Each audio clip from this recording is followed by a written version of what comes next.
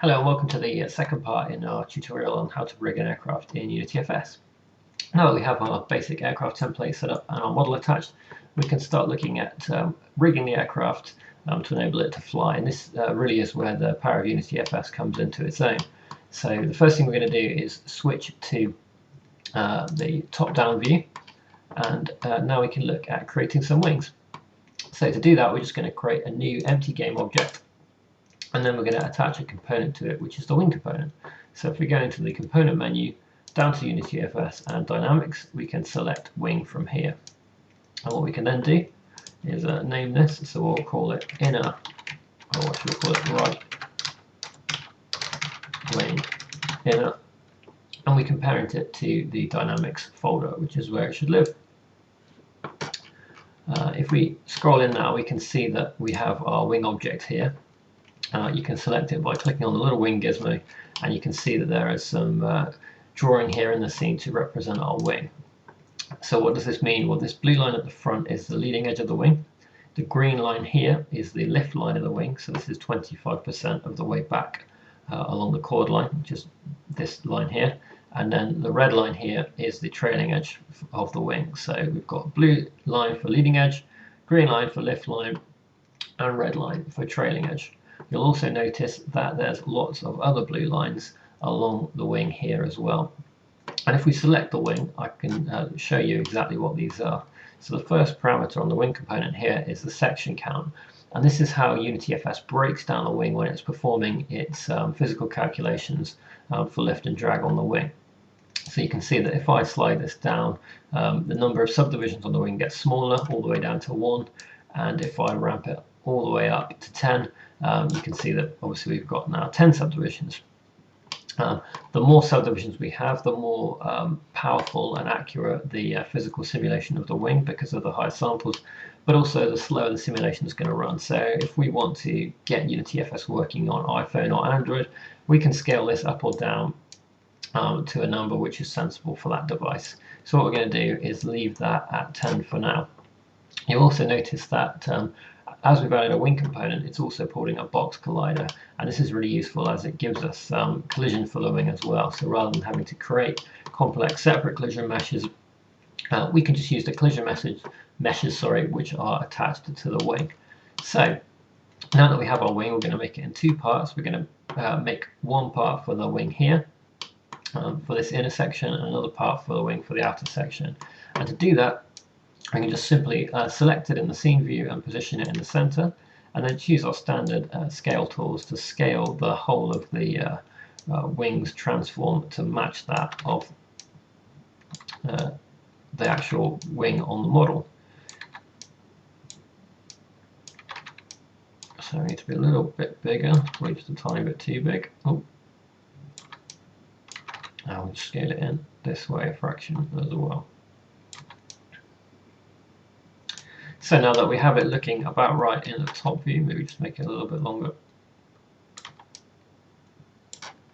We can look from the side view as well and position it correctly. If we scroll in, you can just see that the wings at a bit of an angle as well, but we'll come back to that later.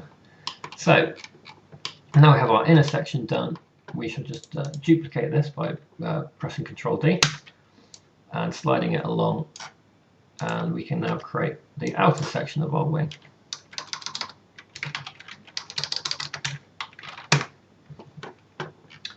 So again, you can scale this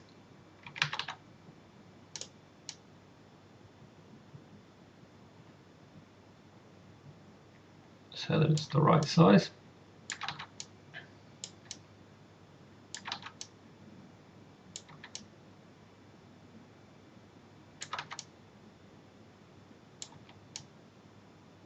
Like so. Now you'll notice that obviously the wing is square, and scaling only allows us to scale outwards uniformly and across uniformly. So we can use these additional parameters that are on the wing in order to make the wing component conform to the model. So what we can do is tweak the width of the wing, like so, and then adjust this sweep so that it matches the model. This provides a really easy way of creating complex wing shapes by just allowing you to create lots and lots of these little wing sections and then just tweaking them with the wing component here in order to make them match up. And there's no limit on the number of wings that you have as well. You could have hundreds if you wanted to. But we've just got our sections here. One of the important things to note on the wing is that you'll notice that there is this wing sweep here, which allows us to do swept forward and swept back wings. And this is important because if you were to rotate the wing like this to try and simulate sweep, then you're actually changing the direction of the aerofoil. So if you imagine that an aerofoil is this shape, so the wind flows over the top of the aerofoil and creates low pressure here, which causes lift.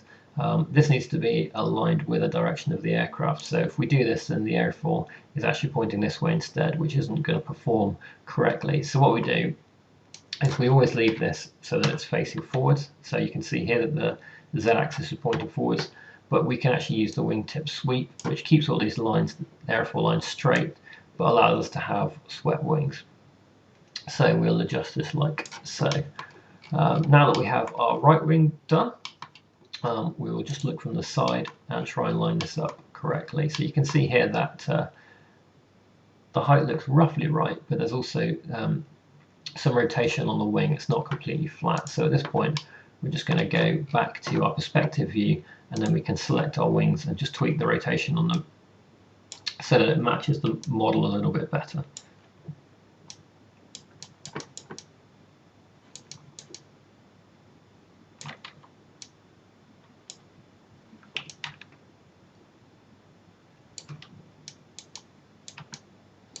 By switching between RGB and overdraw, we get a nice mix of being able to see exactly how it lines up with the mesh.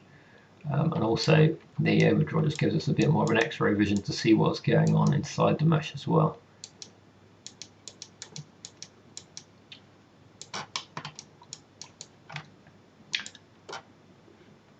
So from the front view, we can see that actually the wing's not completely straight on this section. It looks like there's just a little bit of angle up, so if we just rotate around the z-axis, that looks a bit better, and we'll need to do the same for this one as well. That's quite a bit more. Let's try 3.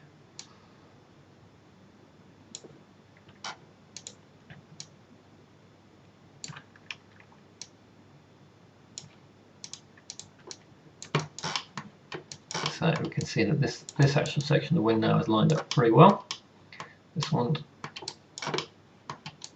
looks good at the root of this section, the wing root, but if we look at the wing tip, you can see that the angle here is not quite right. And that's often because wings tend to have a twist in them as they come outwards, which is called washout. So actually what happens is that the wing close to the aircraft has got quite a steep angle of attack. And as you come out to the tip, it tends to shallow off. So here you can see it's almost completely flat. And what that means is that when you're flying the aircraft, if you were to stall the wing, that's to say that the angle of attack was to get too high, it will always stall on the inside first, which means that the outside, which is where the ailerons are, still have some control. So to compensate for that, we can use the wingtip angle slider here to slide the edge of the wing or to adjust the twist so that it matches our model. So we'll just put it so that it's pretty much flat, around about there.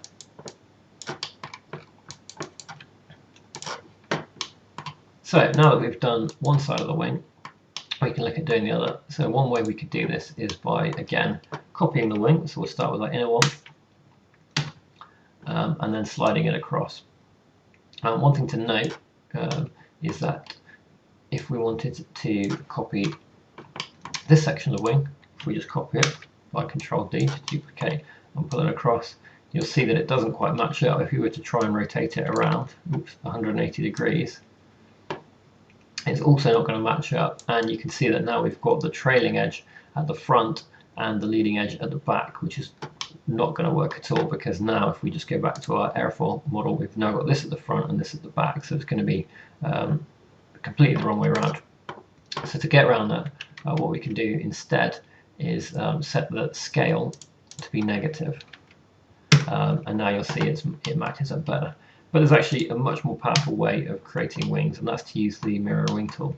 So what we can do to do that is just create an empty game object, parent it to the dynamics folder, which is here, and then we're just going to add a new component to it, which is a helper in the helpers folder, and it's called mirror wing. And then all we need to do is point it to the wing section that we want to mirror, in this case right wing inner, and you'll see that it's automatically created our wing section here, and it's also named it right wing inner, but got mirror on it. So that is our left wing, and we can do the same again for the outer section as well. So we'll just create a new empty game object, drag it into the dynamics folder, and then go to components, UnityFS helpers, mirror wing, and then we want to select the right wing outer. And now we have both of our wings selected. Now we can actually see here that there's a little bit of overlap on this wing. So what we can do is just pull this along a bit and scale it back so that we aren't quite overlapping. There we go. And that's our main wings done. So if we go back to the perspective view now and look around, we should see that our wings are nicely lined up with the aircraft. We can now do the same for the tail, for the horizontal stabilizer, and also for the vertical stabilizer. So if we go up here to the top view, we can again create an empty game object. We'll call it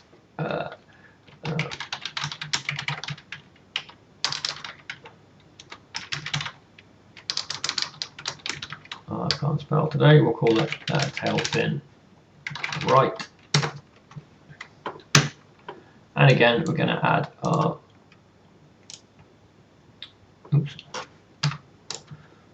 wing component onto it.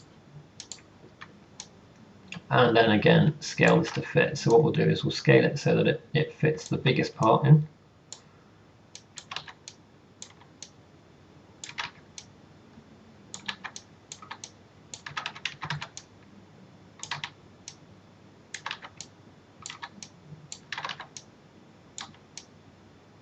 And then we can adjust the width and the sweep at the tip to make it fit the shape of the wing a little bit better. Like so.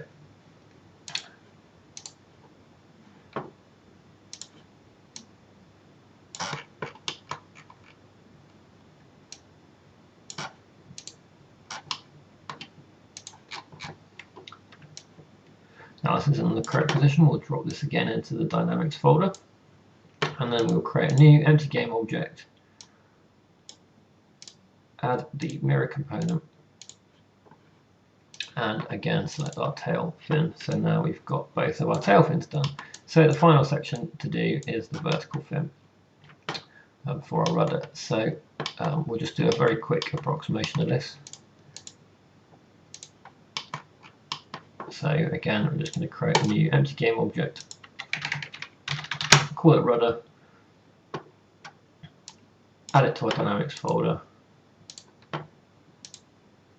add the wing component, and then position it. You'll notice now that the wing is completely the wrong way around. So what we can do is rotate this 90 degrees, and then this is now aligned in the correct direction for the rudder. Again, the important thing to check, like before, is that we've got our blue leading edge at the front, our lift line there 25% of the way back, and our trailing edge at the back. So what we'll do for this is just do something very quick and rough.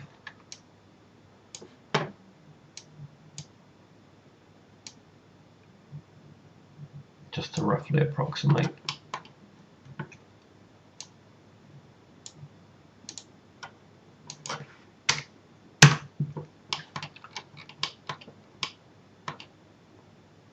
So there we have it.